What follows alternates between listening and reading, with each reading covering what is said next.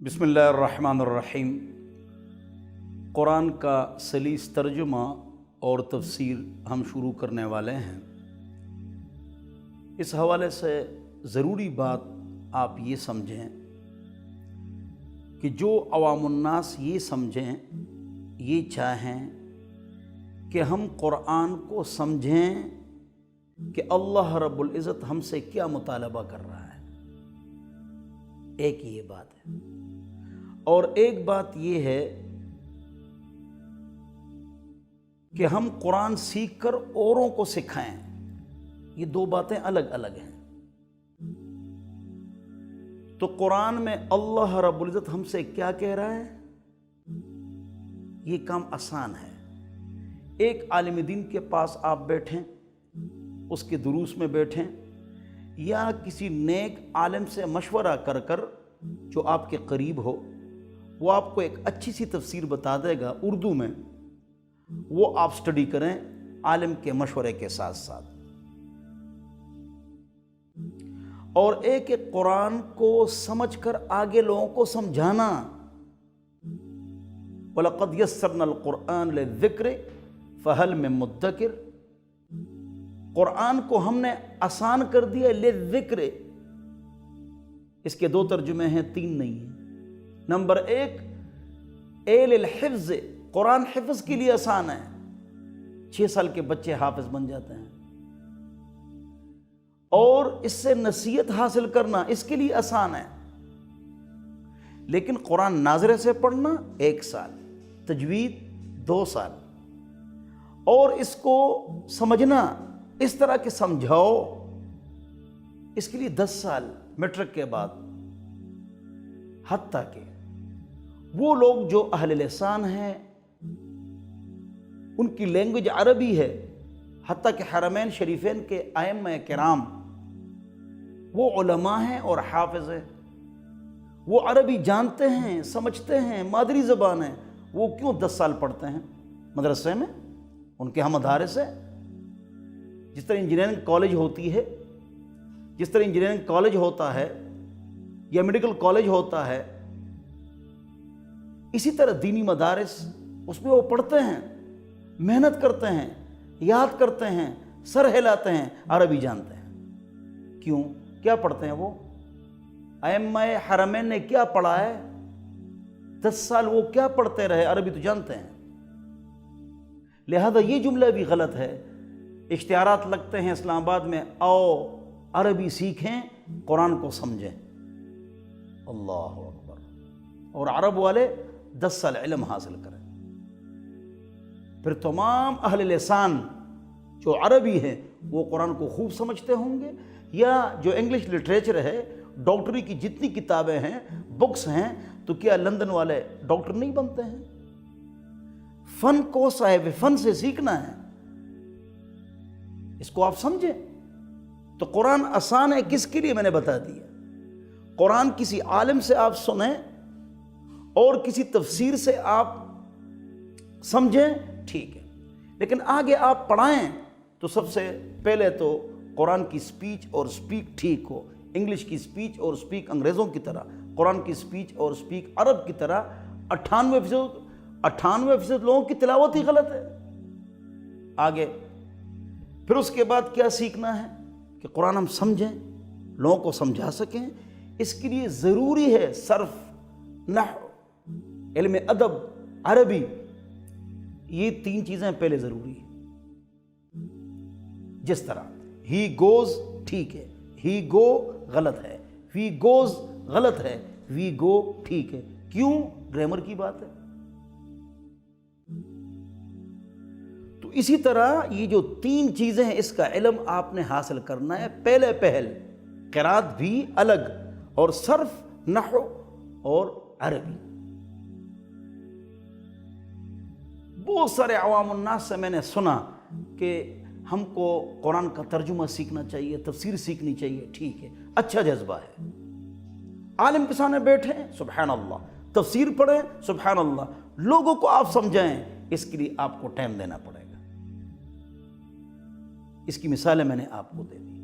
قرآن آسان ہے، کیا حدیث بھی آسان ہے یا حدیث مشکل ہے؟ یہ کوئی نہیں کہتا ہے۔ کیوں؟ حدیث کی جو عبارت ہے اس پر زبر زیر پیش نہیں ہے، کون پڑھے گا؟ وہی پڑھ سکتا ہے جو صرف، نحو اور علم ادب میں ماسٹر ہو، وہ عربی عبارت پڑھ سکتا ہے۔ قرآن کے بارے میں یہ کہا جاتا ہے آسان ہے، مشکل ہے، فلانی باتیں فلانی باتیں، کیوں اس پر زبر زیر پیش لگا ہوا ہے؟ ادھر تو نہیں لگا ہوا ہے۔ تو اس کے بارے میں کوئی نہیں کہتا کہ قرآن حدیث آسان ہے یا مشکل ہے۔ اس لیے عام لوگ قرآن کا درس تو دیتے ہیں لیکن حدیث کا نہیں دیتے ہیں۔ کیوں؟ حدیث پڑھ نہیں سکتے ہیں۔ کیوں؟ اس پر زبر زیر پیش نہیں، اور یہ بات وہ کرتے بھی نہیں ہیں کہ حدیث مشکل ہے یا صحیح ہے۔ اگر قرآن آسان ہے اور سب کے لیے آسان ہے، جو مطلب آپ حضرات نے بیان فرما لیا، تو جواب یہ ہے کہ 98% لوگوں کی تلاوت ہی ٹھیک نہیں ہے۔ رطافہ 2، اس کے بعد جو ترجمہ ہے، ترجمہ اس کے لیے علوم کی ضرورت ہے، اس پر اجماع ہے، 1400 سال اس پر اجماع ہے۔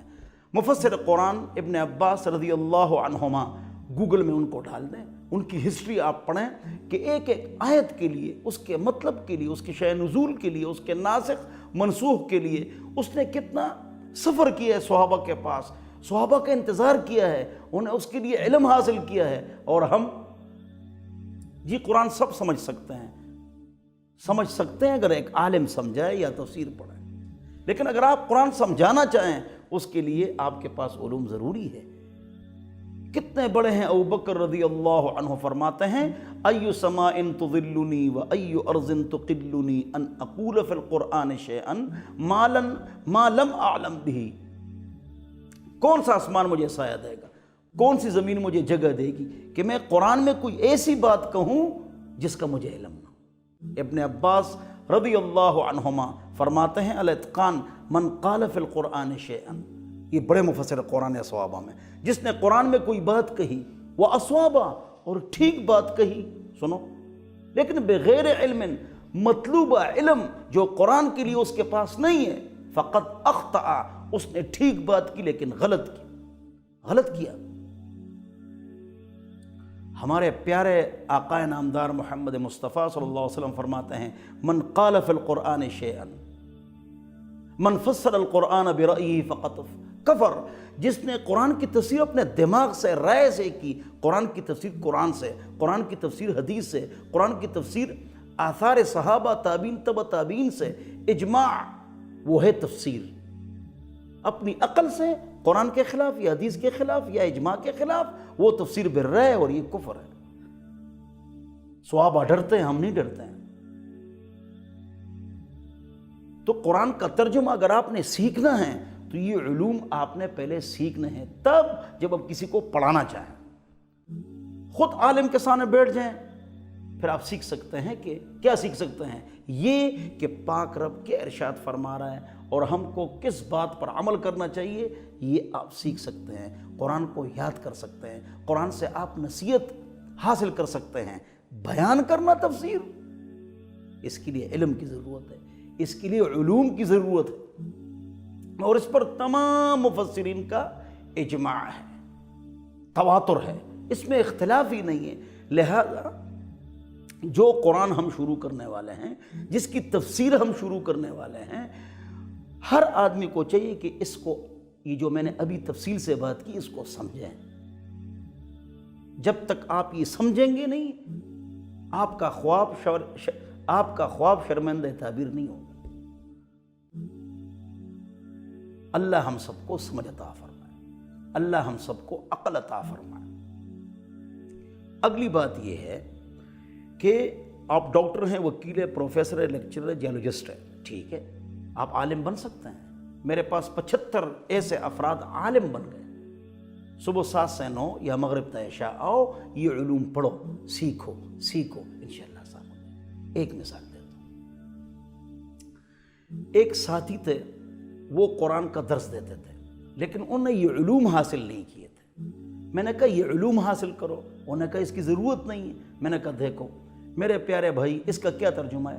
الحمدللہ۔ تو اس نے کہا تمام تعریفیں اللہ کے لیے۔ میں نے کہا یہ تمام کس کا ترجمہ ہے؟ اس نے کہا الف لام نظر نہیں آ رہا ہے، الحمد، تمام تعریفیں اللہ کے لیے۔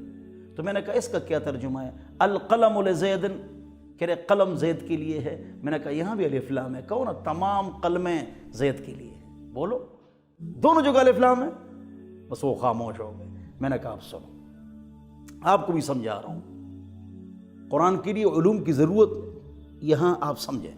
دیکھو ایک الف لام ایسا ہوتا ہے جو زائد ہوتا ہے برائے تحسین خوبصورتی، اور ایک غیر زائد ہوتا ہے، یعنی اس کا کوئی نہ کوئی مطلب اور معنی ہوتا ہے۔ ایک اسم پر ہوتا ہے اور ایک حرفی ہوتا ہے، ایک اسمی ہوتا ہے۔ جو اسمی ہوتا ہے اس میں فاعل پر ہوتا ہے، اس میں مفعول پر ہوتا ہے۔ الذی الضارب المضروب، الذی ضرب الذی ضرب۔ ایک اسم پر ہوتا ہے، اس میں ایک جنسی ہے، ایک استغراقی ہے، ایک عہد خارجی ہے، ایک عہد ذہنی ہے۔ الف لام کی کتنی قسمیں ہو گئی؟ زائد، غیر زائد، غیر زائد، اسمی، حرفی۔ حرفی کی 4 قسمیں ہیں۔ پورا قرآن الف لاموں سے بھرا ہوا ہے، کیا ترجمہ کرو گے؟ تو القلم میں الف لام عہد خارجی ہے، اور الحمد میں الف لام جنسی بھی ہے اور استغراقی بھی ہے۔ الفاظ میں نے کہہ دیے، کسی کو سمجھ میں نہیں آیا، لیکن یہ تو سمجھ میں آیا نا کہ یہ تو صرف الف لام کا مسئلہ ہے، باقی 67,500 صیغے، تو اس کو سمجھنا نہایت آسان ہے، آپ ٹائم دے دیں تو انشاءاللہ آپ سمجھا بھی سکیں گے۔ اس کے لیے جو مطلوبہ علوم ہیں وہ آپ سیکھ لیں۔ اللہ تعالیٰ مجھے اور آپ کو عمل کی توفیق عطا فرمائے۔ وآخر دعوانا الحمدللہ رب العالمین۔